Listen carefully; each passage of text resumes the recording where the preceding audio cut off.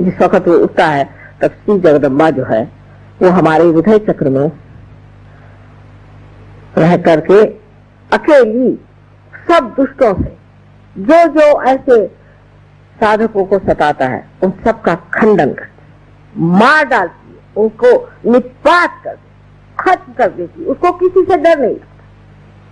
और खड़े होकर के आपको आश्चर्य होगा कि कल परसों तो मैंने तांत्रिकों पे ही कहा था, लेकिन 1973 में हमारे यहाँ एक बड़ा कावती जहांगीर हॉल है। मैंने खड़े होकर एक एक इन दुष्ट गुरुओं का नाम, कौन से राक्षस पड़े थे, कौन नरकासुर था, कौन रक्तबीज था, कौन दूसरे असुर था, सबके नाम लेकर के कहा। तो हमारे पति के पास खबर गई कि इनको तो कल मार देंगे लोग पकड़ के। मैंने कहा मारे तो सही, हाथ तो उठाए मेरे ऊपर, लेकिन किसी ने भी अखबार में या किसी ने भी किसी कोर्ट में जाकर के दलील नहीं की मेरे खिलाफ, क्योंकि सत्य की बात। तो यहाँ जगदम्बा खड़ी होकर के अकेली और सारे दुष्टों का सामना करती है कि मेरे जो बच्चे परमात्मा को खोज रहे हैं वो पूर्ण आरक्षित ऊपर आ जाए, उनको कोई तकलीफ न हो, वो कोई परेशानी नहीं, उसके आंचल में छिपे हुए वो ऊपर की ओर उठते चले। ये जगदम्बा का चक्र यहाँ पर बना हुआ। इसके बारे में मेडिकली इस तरह से समझाया जा सकता है कि हमारा जो यहाँ पर स्टर्नम नाम की हड्डी है, यहाँ से स्टर्नम बोन कहते हैं। स्टर्नम नाम की एक हड्डी है और इस हड्डी में जगदम्बा जो है, जिसको कि भ्रमरांबा कहती है, वो भ्रमर बनाती है। और ये जो होती है, ये अगर कहीं से भी हमारे अंदर आक्रमण हो तो उस आक्रमण को वो पूरी तरह परास्त कर सकती है और उनसे लड़ती है। ये हमारे स्टर्नम बोन में 12 वर्ष की उम्र तक बनती है और उसके बाद सारे शरीर में फैल जाती है। और जैसे कि कोई आफत सामने से आए तो एकदम ये हड्डी जोर से ऊपर नीचे होने लग जाती है और उसका जो संदेश है, उसका जो मैसेज है, वो इन एंटीबॉडीज पे पहुंच जाता है, वो तैयार हो जाते हैं। और तैयार होने के बाद वो लड़ते हैं और परास्त कर देते हैं, लड़ते रहते हैं जब तक कोई भी परेशानी मनुष्य को रहेगी। ये देवी के भ्रमर लड़ते रहते हैं। ये तो देवी की व्यवस्था है हमारे लिए। लेकिन जब मनुष्य देवी स्थिति में आता है तो उसके अंदर माँ का प्यार उमड़ पड़ता है, अपनी माँ को भी पहचानता है। हमारे पति भी लोगों को बहुत प्यार हो जाता है और वही प्यार अब वो दुनिया को बांटना चाहता है। उसे रहा नहीं जाता।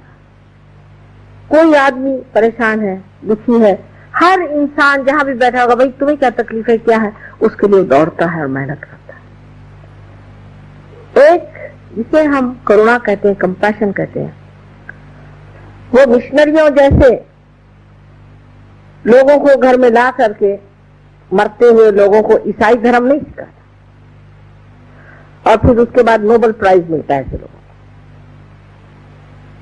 ऐसा नहीं करता है।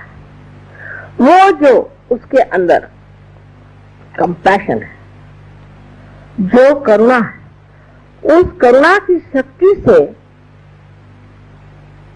लोगों को उनकी बीमारी, उनकी तकलीफें, उनसे बचाता है, उनको ठीक करता है।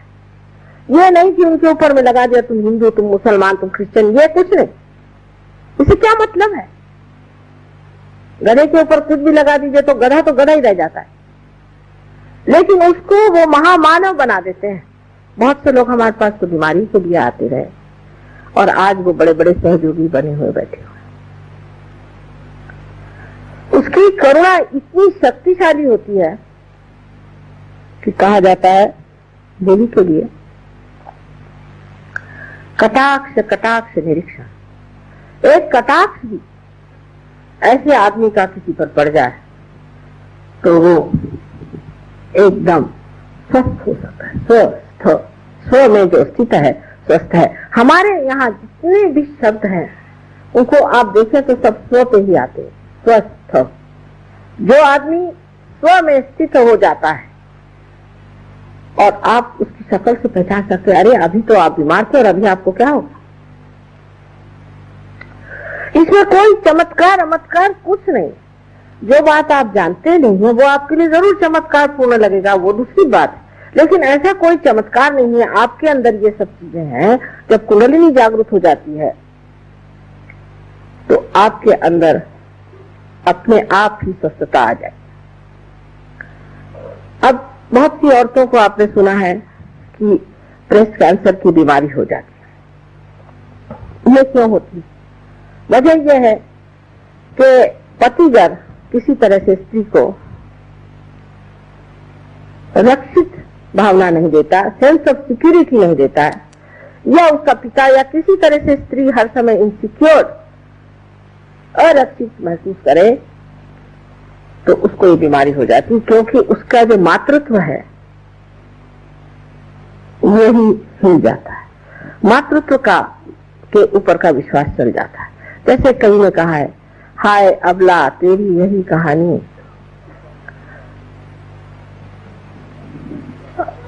क्या आंचल में है दूध और आंखों में पानी। ऐसी बात है कि स्त्री के जब आरक्षित स्वभाव को आप हिला देते हैं तो उसको बीमारी हो जाती है। वो शायद इसको जानती ना हो। अब राइट साइड में जो हमारे, जिसे हम कहते हैं कि राइट हार्ट, हालांकि हार्ट राइट में नहीं होता है, लेकिन इसका जो हार्ट चक्र का, हृदय चक्र का, इसे अनहत भी कहते हैं, जो राइट हिस्सा है उसमें जब त्रुटियां आ जाए तो अस्थमा की बीमारी हो जाती है। अब ये श्री रामचंद्र जी का चक्र है। हम लोग श्री राम श्री राम श्री राम तो खूब करते रहते हैं, लेकिन ये श्री राम हमारे अंदर राइट हार्ट में है। और जो लोग श्री राम श्री राम श्री राम ज्यादा करते हैं उनको ये बीमारी ज्यादा होती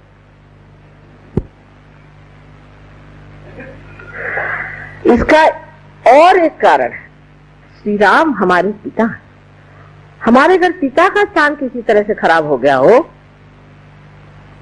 अगर हमने अपने पिता को बचपन में खो दिया हो, या हम भी एक बुरे के पिता हो, या हम अपने बच्चों को छोड़ छाड़ के दूसरे ही चीजों में व्यस्त रहते हैं, और पति होकर के भी पत्नी की ओर हमारी दृष्टि ठीक नहीं, उसको हम तंग करते हैं। पत्नी की तरफ से अगर हम परेशान हैं तो भी, जैसे कि श्री राम वन में भटकते रहे, ऐसे अब जो मनुष्य अपने पत्नी के लिए भी वन में भटक रहा हो, या पत्नी की तरफ से तकलीफ पा रहा हो, या तकलीफ दे रहा हो, तो पति और पिता का स्थान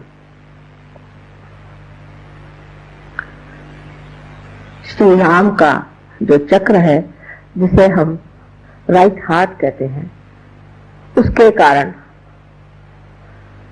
ये बीमारियां हो सकती हैं। हमारे अंदर अनेक सी बीमारियां ऐसी जो बहुत सहज में ठीक हो सकती हैं। अगर आपने श्री राम को खड़ा कर दिया तो फिर आपको अस्थमा कैसे हो सकता है? लेकिन सबसे ज्यादा ये बीमारी जो सरकारी नौकर है, ब्यूरोक्रेट्स, या जो सत्ताधीश है, या सत्ता से गिर गए पर अभी सत्ता के पीछे लगे हुए हैं, या जिसे हम लोग कहते हैं पॉलिटिशियंस, उनको ज्यादा होता है। श्री राम जो है वो सोक्रेटिस के वर्णित बेनोवेलेंट किंग है, बेनोवेलेंट किंग, जो बेनोवेलेंस में विश्वास करते हैं, लोगों का हित ही जिनका एक लक्ष्य है, ऐसे श्री राम सोक्रेटिस ने वर्णित कर रखे हैं। लेकिन ऐसे कितने हैं इन ब्यूरोक्रेट्स में, ऐसे कितने लोग हैं कि जो ये सोचते हैं कि हम इनके बेनोवेलेंस के लिए हैं, हम इनके हित के लिए हैं। हिंदुस्तान में तो जो सुनिए तो भगवान ही बचाए रखे, मुझे तो समझ नहीं आता इन ब्यूरोक्रेट्स का क्या हाल होने वाला है, और इन पॉलिटिशियंस का भी क्या हाल होने वाला है। बड़ी घबराहट होती है एक माँ की दृष्टि से, क्योंकि एक छोटी सी चीज है एक जमीन खरीदी। तो उन्होंने कहा कि माँ ये तो मिल नहीं सकती जमीन। मैंने कहा तो भाई पैसे दे रहे फिर जमीन क्यों नहीं मिलेगी ना, उसमें आपको वो पैसे खाते हैं। पैसे क्या खाते हैं, उनको खाना वाना भेज दो। पैसा क्यों, वो पैसा खाते हैं, वो पैसा खाते हैं, वो सब पैसा ही खा रहे। श्री राम तो उनमें नहीं। श्री राम का भजन करने से आप हितकारी राजा नहीं हो सकते। हितकारी जो राज्य करेगा वही इंसान श्री राम का साम्राज्य में भी उनका सेवक हो सकता है। इसमें से कोई लोग हैं उनको इस कदर भूत सवार होता है कि इस चोर को पकड़ो, उस चोर को पकड़ो, उस चोर को पकड़ो, एकदम पागल के जैसे लग जाते। इस पकड़ धक्कड़ में खुद ही उनके अंदर श्री राम लुप्त हो जाते।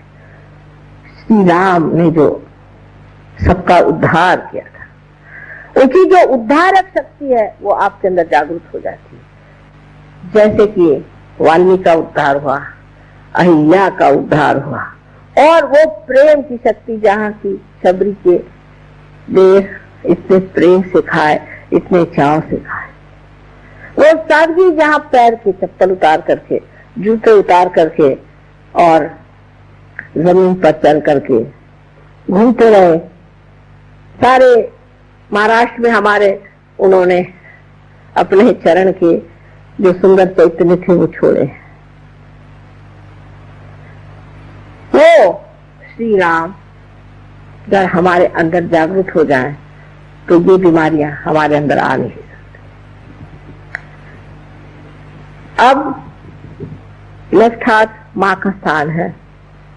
अगर आपकी माँ बचपन में मर गई हो, आपने अपनी माँ को देखा ही नहीं, जिसने माँ का प्यार जाना ही नहीं, वो अच्छा पति नहीं हो सकता। अगर किसी की माँ दुष्ट होगी तो उसका पति पना भी दुष्टता का ही होगा। जिसकी माँ ने उसे प्यार दिया, दुलार दिया, प्रेम से रखा, वही पति अपने पत्नी को भी प्यार कर सकता है। पर लेफ्ट हार्ट जो है ये बहुत ही नितांत गहन चीज है, क्योंकि इसका संबंध माँ से है। जैसे आप जानते हैं कि भारतीय संस्कृति माँ पर आधारित है,